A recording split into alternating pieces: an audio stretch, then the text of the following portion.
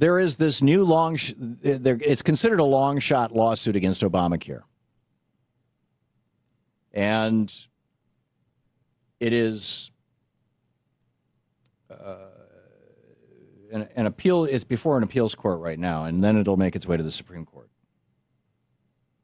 And let me give you the summary of it. The summary of it is that the actual literal language in Obamacare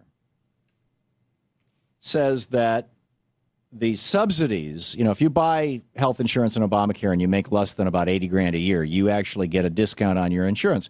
And in fact, the average new person buying Obamacare right now is paying less than $100 a month in the United States. And it's because they're getting these federal subsidies. And they're getting these subsidies even in the red states that haven't expanded Medicaid. Still, working people who earn enough to qualify for Obamacare, not for the Medicaid, but for Obamacare, they're getting these subsidies. And because these states are not participating and they're not setting up their own exchanges, the states aren't picking up the tab and allowing the federal government to block grant it to them. The money is supposed to go from the federal government to the state to your insurance company. But in these states that refuse to cooperate, it's going from the federal government directly to the insurance company. Well, here's what the law reads.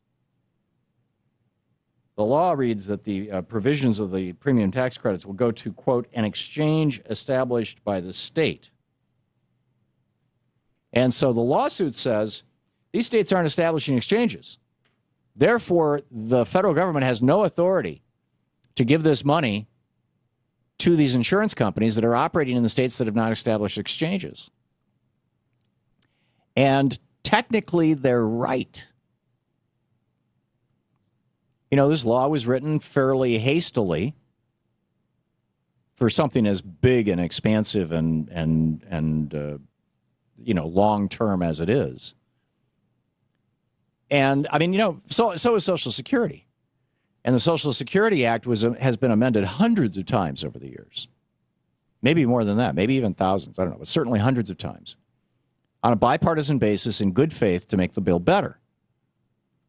But because the leadership of the Republican Party, Paul Ryan, Eric Cantor, Jeb Hensarling, Pete Hoekstra, this is all in the House, Kevin McCarthy, senators like Jim DeMint, and get my whole list here.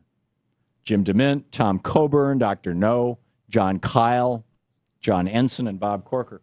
Because these guys, had the caucus room conspiracy meeting in January 20th of 2009, and they swore to each other, we're going to deny Obama a legacy.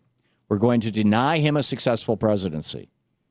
As Mitch McConnell said, my number one job is to make him a one-term president. So as Pete Sessions said, we're going to become like the Taliban.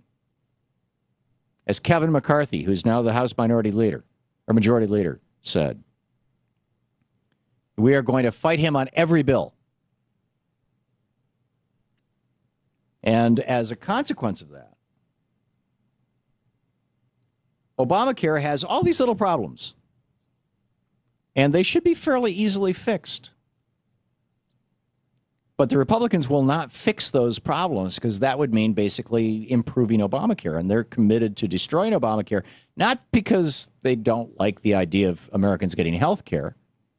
I think a lot of these people are, they're decent people. Deep down inside, if they ever met the family of that young woman, I'm forgetting her name, who died because she fell into Charlene Dill, who fell into the red state donut hole.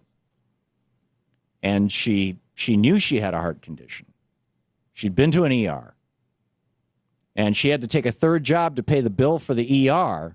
And they told her, you need to take this medication or you're going to have a heart attack. And she couldn't afford the medication. And she didn't qualify for the Medicaid. She was in a state in Florida where Rick Scott refused to expand Medicaid.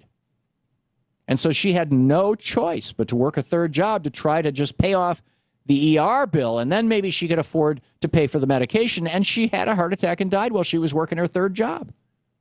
And she had a little kid. I think most of these Republican legislators, if they looked Charlene Dill in the, well, they'd have to look her in the coffin now. But people like her, that they would have some compassion. But that's not going to get in the way of their absolute commitment to stop the first black president in the history of this country from having a successful presidency, or frankly, any Democrat. There's a large element of racism among the Southern politicians and even some of the North. And there's a large element of, Republican rule here. And the Republican Party knows they're losing. They're demographically losing. They're culturally losing. And so what are they doing? They're rigging the game.